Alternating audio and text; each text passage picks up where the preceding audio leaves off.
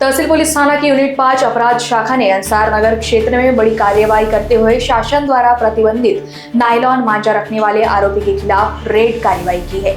पंच और स्टाफ की उपस्थिति में की गई इस छापेमारी में आरोपी के पास से 33,000 मूल्य का अवैध मांझा जब्त किया गया। पुलिस ने तुरंत मामला दर्ज कर आगे की जांच शुरू की है। क्राईम ब्रांच युनिट 5 चे पथकातील API गीते, SC नजीर आणि त्यांचे पथक हे नायलॉन मांजा संदर्भामध्ये कारवाईसाठी गोपनीय माहितीच्या आधारे पोलीस आणि तहसीलच्या एरियामध्ये पेट्रोलिंग करत असताना त्यांना अंसार नगर भागामध्ये एक व्यक्ती नायलॉन मांजाची कब्जात बाळगून विक्री करत आहे अशी माहिती मिळाल्याने त्यांनी त्या ठिकाणी रेड कारवाई केली।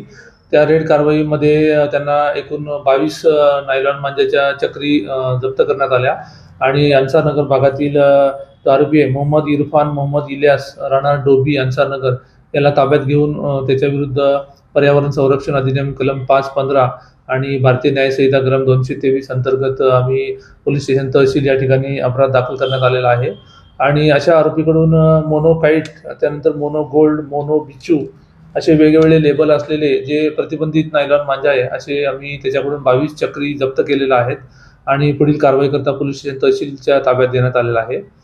यातील आपणा सर्वांना कल्पना आहे की नायलॉन मांजा प्रतिबंधक आहे। त्या नायलॉन मांजाच्या आधारे बरेचशा लोकांचं गळा कापून किंवा अपघात होऊन जीवितास धोका निर्माण झालेला आहे।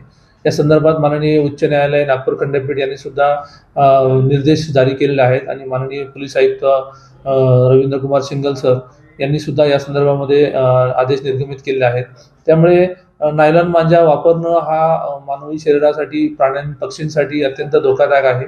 याद्वारे सुद्धा आम्ही नागरिकांना आवाहन करतो की नायलॉन मांजाचा आपण वापर करू नये, साध्या धाग्याचा वापर करावा। कारण आपण या मकर संक्रांतीच्या सण उत्सवाच्या अनुषंगाने नायलॉन मांजा वापरतो, परंतु तो धागा जो अस्ताव्यस्त कुठे पडून जातो त्याच्यामुळे मानवी जीवितास, त्या पक्ष्यांचा, प्राण्यांच्या जीवितास धोका निर्माण होतो आणि मोठी मनुष्यहानी किंवा जीवितहानी होण्याची शक्यता असते। त्यामुळे नागरिकांनी नायलॉन मांजा वापरू नये। असा नायलॉन मांजा जर कोणाकडे मिळून आलास किंवा दिसल्यास तर त्याच्या विरुद्ध सख्त कानूनी कारवाई करण्यात येईल। लोकवाहिनी मीडिया के लिए विशाल बोमड़वार की रिपोर्ट, नागपुर।